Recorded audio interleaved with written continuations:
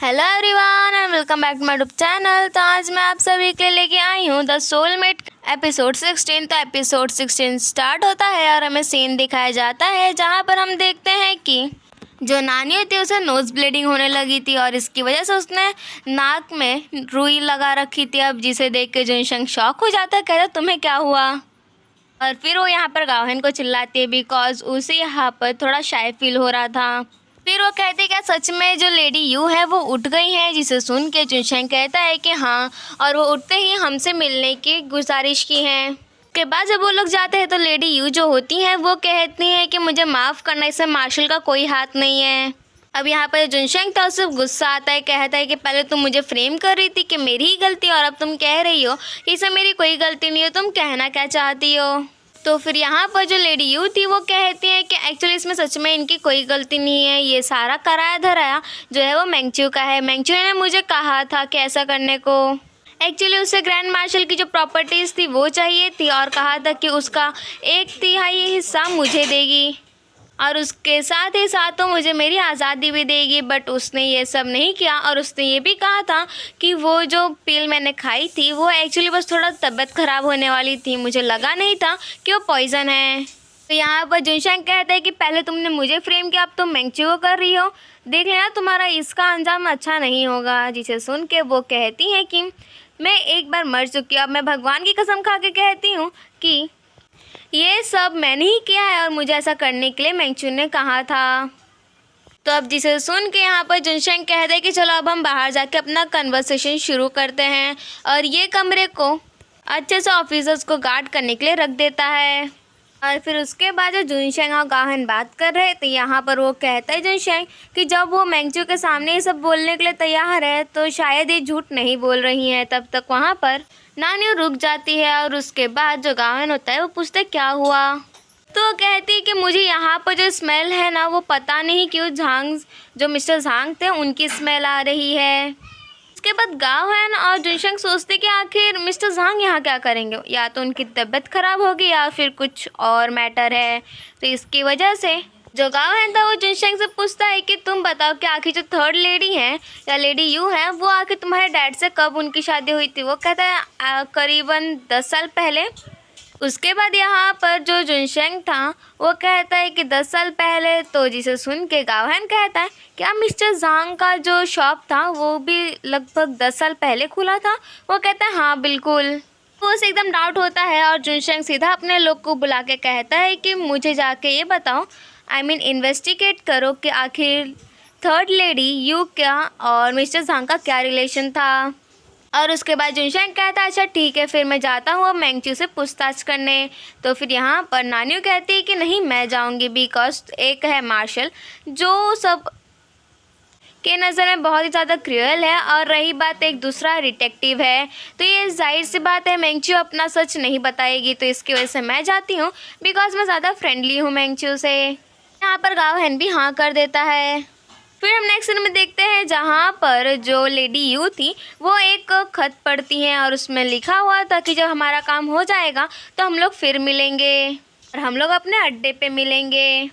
और फिर हम नेक्स्ट सीन में देखते हैं जहाँ पर जो थर्ड लेडी यू थी वो अपना एक सीन याद करती है मिस्टर झांग के साथ, जहाँ पर वो उनके बॉडी का नाप ले रहे थे। और यहाँ पर वो कहती हैं कि अरे तुम सच में चाहते हो कि मैं जुनशंग पे इल्ज़ाम डालूँ कि ये सारा कराया धराया जुनशंग का है। तो कहता है हाँ, बट वो कहते हैं और किसी ने हमारी बात नहीं मानी तो जिसे सुन के जो मिस्टर झांग थे वो कहते हैं कि जो ग्रैंड मार्शल उनके पास सिर्फ एक ही बच्चा नहीं है, उनके पास एक और है वो मैंगच्यू, तो तुम उस पर सारा ब्लेम डाल देना। तो उसके बाद यहाँ पर थर्ड लेडी यू और जो मिस्टर झांग थे उनका सीन दिखाने लगते हैं और यहाँ पर मिस्टर झांग कहते हैं कि एक बार हमारा काम हो जाए उसके बाद हम लोग यहाँ से कहीं दूर चले जाएंगे। हम नेक्स्ट सीन में देखते हैं जहाँ पर जो गाओहेन और जुनशंग होते हैं वो लोग अपना भेष बदल के थोड़ा साइड में रहते हैं और जो नानी थी वो मैंगच्यू से बात कर रही थी।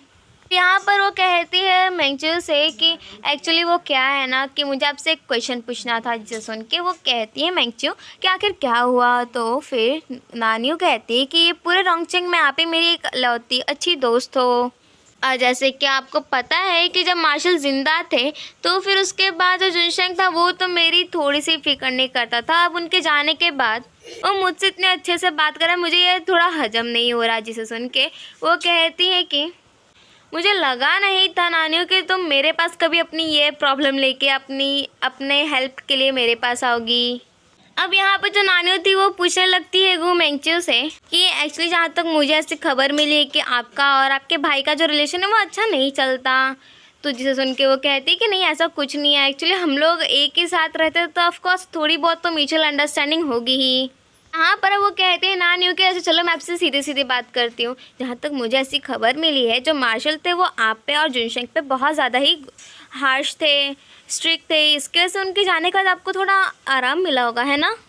फिर यहाँ पर जो मेंगचू थी वो अपना एक पास्ट का सीन याद करती है जहाँ पर जो ग्रैंड मार्शल थे वो कहते कि तुम एक डिश हो मेरे लिए, तुम्हें जब मन करूँगा तब खाऊँगा। और उसके बाद वो यहाँ तक कि जो मेंगचू उसे हैरेस भी करते हैं। और ये सब सीन याद करने के बावजूद जो मेंगचू थी वो सीधा ये कहती है कि अब जब मेरे डैड चले गए हैं तो मैं चाहती हूँ कि हम उनकी बात ना ही करें, ज़्यादा बेहतर होगा। अब उसके बाद यहाँ पर जो मेंगचू थी वो दूसरी बात कहती है कि हो सकता है आप एक्चुअली मतलब मेरे भाई से अपनी मैरिज कैंसिल क्यों करवाना चाहती हो, क्या इसका कुछ दूसरा रीज़न हो सकता है। अब उसके बाद वो अपनी बात करने लगती है कि तब तक यहाँ पर जो नानी होती वो एक बात नोटिस करती है कि जो मेंगचू जो कोट पहन के आई थी उसमें आग लग जाती है। तो उन दोनों को बचाने के लिए जुनशेंग और जो गावहैन था वो दोनों आ जाते हैं। अब यहाँ पर वो दोनों को रेस्क्यू करके यहाँ से लेके ही जाते हैं। और हम देखते हैं कि जो मिस्टर झांग थे वो यहाँ ये सब सीन देख रहे थे और वो सीटी बजा रहे थे। उसके बाद यहाँ पर जो जुनशेंग का आदमी था वो खबर लेके आता है कि एक्चुअली जो लेडी यू है वो और मिस्टर झांग एक दूसरे को बहुत पहले से जानते हैं। उसके बाद जो ग्रैंड मार्शल थे उन्होंने थर्ड लेडी यू को फेवर किया और उन्हें अपनी वाइफ बना लिए। यहाँ पर ये लोग ये भी नोटिस करते हैं कि जब ग्रैंड मार्शल की डेथ हुई थी तब और जब सालैंग की डेथ हुई थी तब दोनों टाइम पे जो मिस्टर झांग थे वो प्रेजेंट थे। और जबकि थर्ड लेडी यू और जो मिस्टर झांग एक दूसरे को पहले से जानते थे तो उन्होंने आज तक ये बात ओपनली किसी को क्यों नहीं कही। तो यहाँ पर गावहैन सब चीज़ समझ आता है और कहता है कि ऐसा हो सकता है कि शायद इन दोनों के बारे में ग्रैंड मार्शल को पता चला हो और उनके डेथ को छुपाने के लिए इन लोग ने ब्लड जेट कर्स और ये सब चीज़ ड्रामा फैला दिया। और तब तक वो लोग को समझ में आ जाता है कि सारा कराया धराया सिर्फ मिस्टर झांग का है और वो मेंगचू को एज अ स्केपगोट यूज़ कर रहे थे। उसके बाद यहाँ पर वो अपने सपने से उठती है और डर जाती है और कहती है कि प्लीज़ मुझे मत मारो ब्लड जेट। और तब तक यहाँ पर नानी उसे सब बताती है कि एक्चुअली ये सब चीज़ मिस्टर झांग ने किया है। वो सिल्वर ब्रॉच जो मिस्टर झांग ने मेंगचू को दिया था वो भी दिखाती है। यहाँ पर मेंगचू को बहुत ज़्यादा बुरा लग रहा था क्योंकि वही एक इंसान था जो आज तक उसकी इतनी केयर करते आ रहे थे और उसके बाद उसने भी ऐसा धोखा दे दिया। और इसी के साथ हमारा एपिसोड 16 यहीं पर हो जाता है ख़त्म। Thank you, bye bye.